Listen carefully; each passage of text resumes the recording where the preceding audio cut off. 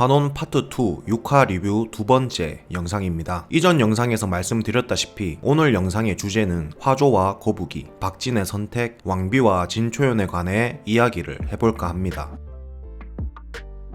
개인적으로 이번 파트 2를 보면서 가장 신경 쓰이는 대비가 있었습니다. 바로 불과 물, 그리고 이를 상징적으로 나타내는 동물, 화조와 거북이의 등장입니다. 현재 진무는 얼음돌을 만들기 위해 경천대오의 수기를 불의 기운을 가진 화조의 토기를 이용해 마르게 하고 있죠. 불과 물, 화기와 수기, 극명하게 대비되는 스토리 서사입니다. 생각해보면 불과 물의 관계는 굉장히 흥미로운 관계입니다. 강력한 불은 물을 증발시켜버리지만 그런 강력한 불을 끌 수 있는 것도 결국 물이죠. 강력한 불이 경천대오를 마르게 한다면 대오국에 환란이 올 것이고, 그 강력한 불을 끌 수 있다면 경천대오가 흐르는 대오국에는 평화가 흐르겠죠. 아무래도 작가님이 화조와 거북이를 생각하며 떠올렸을 레퍼런스가 태왕사신기로 익숙한 사신수가 아니었을까 싶습니다. 사신수에는 청룡, 백호, 주작, 현무가 있죠. 그중 불의 기운을 가진 주작에서 화조를, 물의 기운을 가진 현무에서 거북이를 떠올려 글을 쓰신 게 아닐까 싶네요. 환호는 결국 수기가 넘쳐 흐르는 경천대오를 시작으로 나라가 세워졌고, 수기를 이용하는 술사들의 얘기이기에 화조보다는 거북이를 대표하는 인물이 주인공에 가깝겠죠. 그래서 저는 불의 기운, 화조를 대표하는 인물로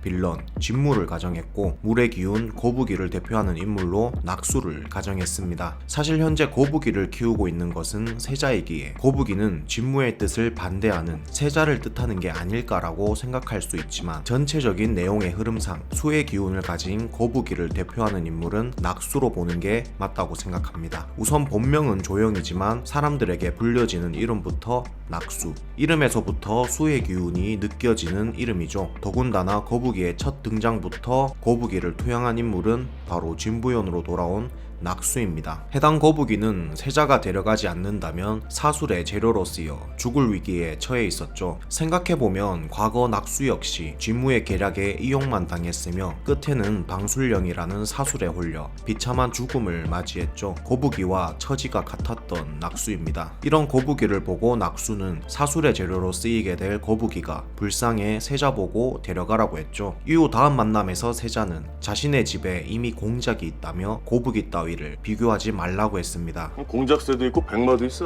거북이 따윈 비교도 안 돼. 이미 좋아하는 게 있으면 거북이 따위에게 줄 마음은 없을 수도 있어. 여기서도 거북이에게 감정이입을 하는 낙수를 볼 수 있었습니다. 네 서방한테는 공작새가 따로 있구나. 네, 장욱에게 공작새는 3년 전 떠난 무덕이고 지금 자신은 거북이라고 생각하고 있는 낙수이죠. 그런 거북이를 세자는 따뜻한 말로 위로합니다. 데려와보니 똑똑하기도 하고 귀엽기도 하더라.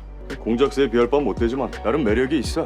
이처럼 낙수라는 인물이 투영된 동물이 거북이라는 것을 나타내는 대사들이 정말 많았습니다. 더군다나 현재의 낙수는 진부연의 실력을 가진 진씨 가문의 장녀이니 진무가 깨울 생각인 화조를 진요원에 봉인할 진설랑과도 같은 역할을 할 것으로 보이죠. 때문에 욕망에 사로잡혀 불의 기운을 가진 화조를 대표하는 인물이 진무, 200년 전 그런 화조를 진요원에 봉인시킨 진설랑과 같은 힘을 가진 낙수가 바로 거북이인 것입니다. 더군다나 그런 거북이를 살 수 있게 수기로 물을 바꿔주면서 장욱과 거북이의 서사까지 은근슬쩍 보여주었습니다. 거북이 역할은 여기서 끝나지 않죠. 장욱이 자신을 경멸할 거라고 생각했던 세자가 장욱을 다시 한번 찾게 된 이유도 장욱이 거북이를 돌봐준 것에서 시작됐습니다. 사냥은 집어치우고 장옥이나 보러 갈까? 널 돌봐주기도 했다는데.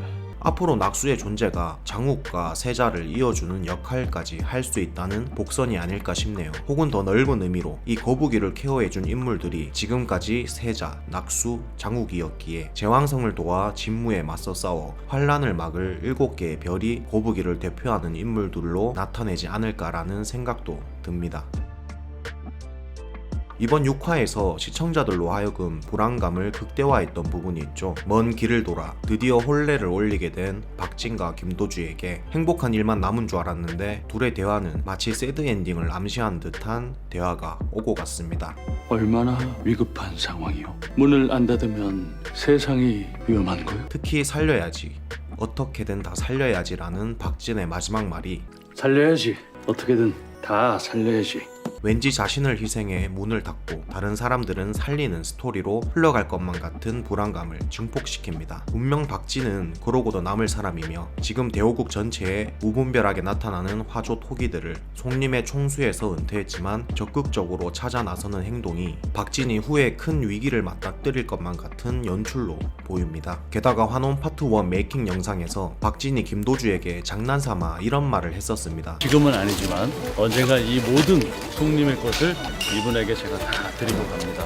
김도주에게 송림의 모든 걸 다 드리고 간다는 박진의 말. 이 멘트가 저희를 더 불안하게 합니다. 단순히 장난이었는지 아니면 결말을 알고선 살며시 푸른 떡밥이었는지는 더 지켜봐야 알겠죠. 사실상 장욱에게 있어 정신적으로 아버지와 어머니의 역할을 했던 박진과 김도주. 장욱에게는 이제 부모님이 남아있지 않기에 이 둘이 오순도순 행복하게 살며 장욱이 효도할 수 있는 시간을 남겨주었으면 좋겠습니다.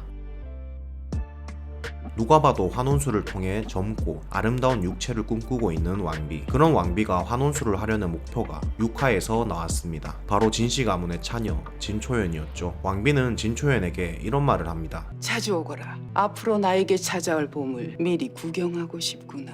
속이 드러나는 멘트였죠. 진초연 역시 이 말을 듣고는 위화감을 느꼈을 겁니다. 왕비의 자주 오라는 말은 잦은 왕래를 통해 자연스럽게 환혼수를 행하려는 계획도 있고 자신이 넘어갈 다음 몸을 미리 구석구석 구경하고 싶은 마음도 있었겠죠. 그렇다면 왜 왕비는 진초연으로 환혼을 꿈꾸고 있는 걸까요? 단순히 젊고 예뻐서일까요? 아니죠. 그랬다면 신분이 없는 사람을 잡아서 환혼하는 게 더 안전했을 겁니다. 개인적으로 왕비의 계획에는 진무의 생각이 들어있다고 생각합니다. 결국 진무와 왕비는 진요원을 열어 안에 있는 화조를 꺼내야 하는 상황입니다. 바로 얼음돌을 만들기 위해서죠. 첫 번째 계획은 소윤호를 이용해 진씨 가문 장녀 진부영과 혼인시켜 진요원을 좌지우지할 생각이었지만 장욱의 등장으로 실패로 돌아갔으니 다음 계획으로 왕비가 직접 진초연으로 환혼하려는 생각인 것 같죠. 진부연이 장욱에게 시집을 감으로써 다음 진요원의 원장은 진초연이 될 확률이 높아졌으니 말이죠. 그렇다면 진초연은 무사히 이 위기를 벗어날 수 있을까요? 개인적으로 진초연이 처한 위기는 박당구와 진초연이 둘이 힘을 합쳐 해결하기를 바랍니다. 3년 전 무더기 폭주 사건 때 박당구는 진초연에게 실망감을 안겨주었죠. 그리고 3년 만에 둘은 다시 러브라인 서사를 쌓아가고 있습니다. 이번에는 부디 둘이 위기를